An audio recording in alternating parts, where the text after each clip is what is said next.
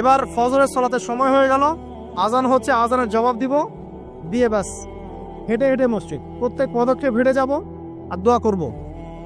কি দোয়া করব? যে আল্লাহ আমাকে নূর দান করো। কি দান করো? اللهم اجعل في قلبي نورا وفي لساني نورا وفي سمعي نورا وفي بصري نورا وعن يميني نورا وعن شمالي نورا ومن فوقي نورا ومن تحتي نورا اللهم اجعل في نفسي نورا। মানে এর অর্থ হচ্ছে আল্লাহ আপনি আবার ডানে বামে সামনে পিছনে শরীরে আত্মায় দেহে সবখানে আল্লাহ আপনার নূর দান করুন। নূর কেন? কারণ দুনিয়ার মধ্যে অনেক অন্ধকার, অন্ধকার না, সব জাহিলিয়াতে অন্ধকার। এখানে পথ চলতে হলে নূর লাগবে, আলো লাগবে। এটা কে দিবে? আল্লাহ দিবে।